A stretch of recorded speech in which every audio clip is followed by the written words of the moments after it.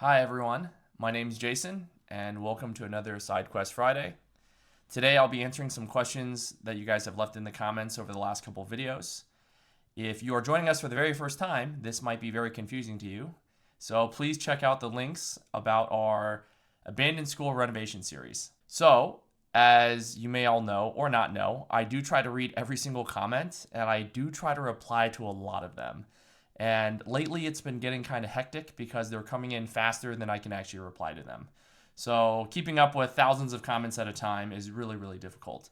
So I figured I'd make a segment where we talk about some of the commonly asked questions and hopefully I can answer a lot of those for you. So last night I spent about 5 hours reading a lot of comments. I couldn't get through all of them, but here are some common ones. I figured this was a good way for everyone to kind of be involved and kind of be a part of the conversation. So if I don't get to your comment, I'm very sorry. And if you have any suggestions or comments or questions, feel free to leave them down below or in a future video. And if this is a popular segment and people like it, please let me know. I will try to do more of these periodically. Also, if you like this type of content, please like and subscribe and let me know so I know to make more of these. I'm just kind of experimenting on Fridays, so these are all very unconventional, but if you think this helps or brings some sort of value or entertainment, please let me know and I'll make more of them. So without further ado, we're going to do some of these questions. One of the top questions is, was this a boarding school? And the answer is yes. A lot of people were asking why there are tubs. That doesn't make sense for a school. Well, it was because the school was made for younger children. I talked to someone that used to go to the school and he said he came to this school at age of 3. The children in this school were approximately 3 to 6 years old when they came in, and then they moved to a different location for the older students once they became 6 or 7 of school age. 2, why was there no playground if it was a school? So I'll actually put a picture up. There actually was a playground. It was kind of small and limited, but since there probably weren't a lot of children at this school, maybe like 16, so they didn't really need a ton of space. In the later years of this school, eventually they converted it into an office building. Basically, they tore down all the playgrounds so they could make space for parking and other things. This is probably the most controversial question, and it seems like everyone thinks I'm some sort of bush Nazi because everyone's been asking, are you going to kill those bushes? Don't kill those bushes. Leave those bushes alone. Leave the shrubbery alone. And the truth be told is I would love to keep those bushes. I think what a lot of people don't notice or realize is a lot of those bushes are now extremely large. So their trunk size is 7, 8, almost a foot in diameter, and they're less than 3 or 4 inches away from the foundation. There's already a lot of root structures creeping into the foundation wall. So if I don't remove those trees, eventually those roots will actually dig into the foundation and cause foundational issues, leaks, stuff like that. Especially if it's a larger building, these are just amplified. So I will try to keep as many bushes as I can, though there are a lot of bushes that are very, very close to the building that need to be removed. Also, some of the bushes, wherever they planted them, are actually unideal. There's utility lines in the way. There's like my gas meter cannot be accessed because the bushes have overgrown so much. Roots are wrapping around the gas meter now. I can't redo the paint. I can't replace windows because the bushes are so close. It's almost impossible to trim those to a point where you can get access and comfortably replace, windows, paint the side of the house, and dig out the utility lines. So a lot of those bushes have to be removed, unfortunately. I would like to try to transplant them if possible, but I'm not really quite sure if that's an option right now because they are so close to the wall. And I don't know who decided to plant them so close, but I'm pretty sure they weren't expecting them to grow this large. And since it's been abandoned for 2 years, no one's really done anything about it. So they've kind of gotten wildly overgrown. I will try. For those green thumbs out there, I will try to save as many as I can, but some of them just have to be removed because of foundational issues. Why are the gutters and the roof not done yet? And generally, I would agree with you. That is a number one priority. However, I think a lot of things haven't gone the correct way. And also, I think people underestimate what needs to be done before those things can be done. So the building right now has no power. It has no water. To do a lot of those things, you need power to power wash, water to power wash, the gutters, make sure everything's clean first before you can reline them. We need to have materials and water to be able to clean all the tools used. We need power tools to mix the coatings, stuff like that. So the first priority is really getting the power back on. And once the power is back on, we can start using some power tools to mix everything up and actually start doing all those things. But rest assured, those are number one priority and they're going to happen fast. Can it be converted into condos? So this is a very commonly asked question. And the short answer is no. Apartment building, yes. Condos, no. Condos requires a lot of subdivision of property, ownership given to other people. And this was actually, prior to me making an offer to this location, someone else made a higher offer. And it was contingent that they could convert it into condos. The township said, no, we're not going to allow you to make them into condos. So that guy dropped out, which ultimately allowed me to purchase this. This is actually really funny. In the first video, I pointed to a tampon dispenser and I said, I don't know why this is here. And a lot of people got very upset by this. They're like, clearly you didn't pay attention to anatomy class. You don't know what a tampon is. I thought this was particularly funny because I feel like people were lacking the context needed.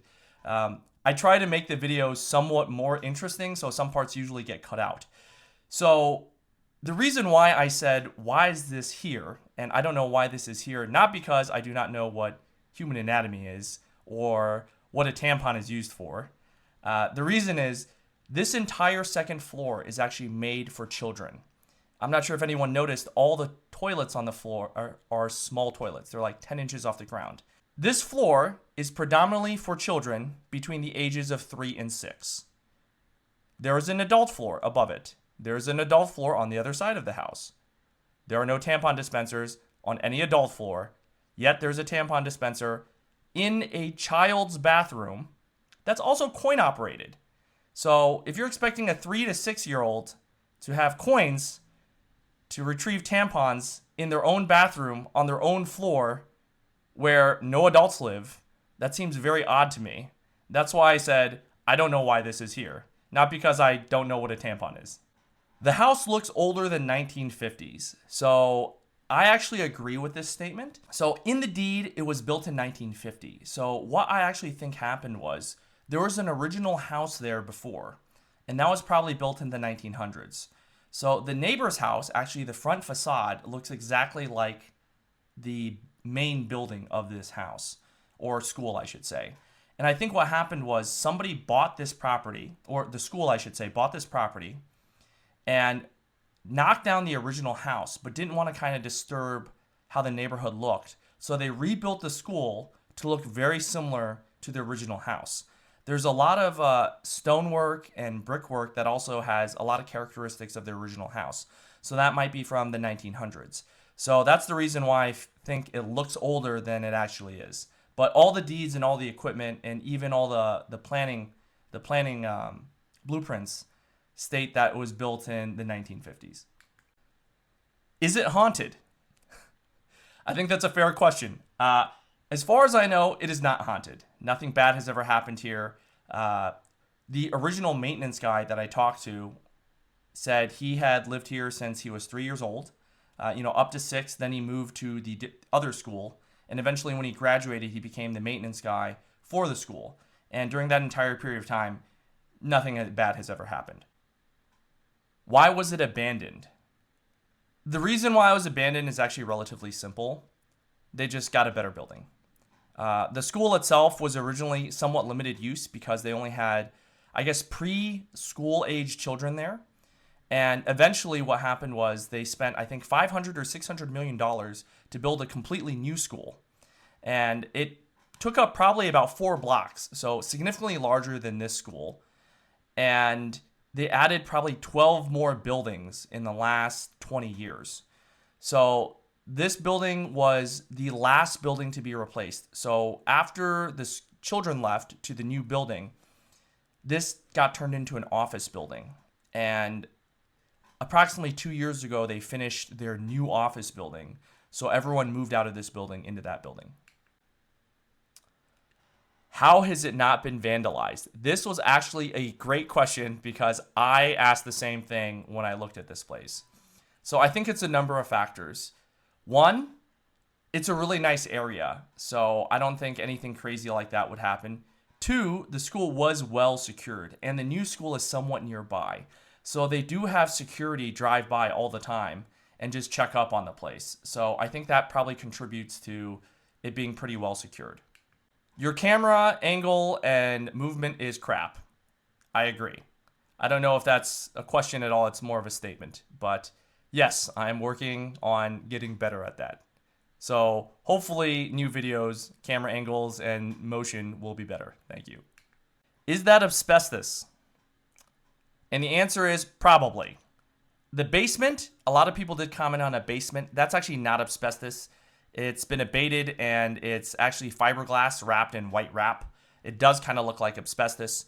I did send multiple samples out to be tested, and I'm waiting on the lab results to come back of what is asbestos and what is not. So I will keep everyone updated on that. But I'm almost 100% positive there's going to be lead paint. Any building built before 1980, I think 6 or 7, before they banned lead paint, is going to have lead paint. And asbestos, I think they were still selling asbestos-based products up till 1986.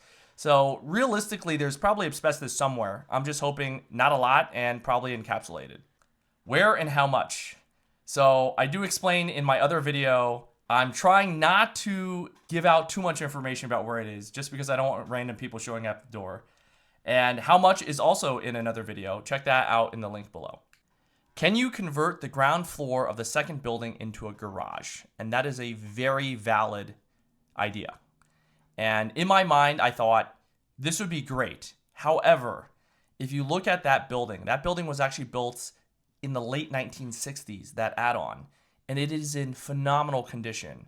So all the walls are super straight. It's block construction, steel trusses, concrete poured floors. I mean, it would be a real pity to turn that into a garage, especially because it has running plumbing, as 6 bathrooms, as sinks, everything. And also, one of the main reasons I wanted a garage is I want to put in full-size lifts, which require a 12-foot ceiling. This building only has about 8 to 9 foot ceilings, so I would not be able to put in 12-foot lifts.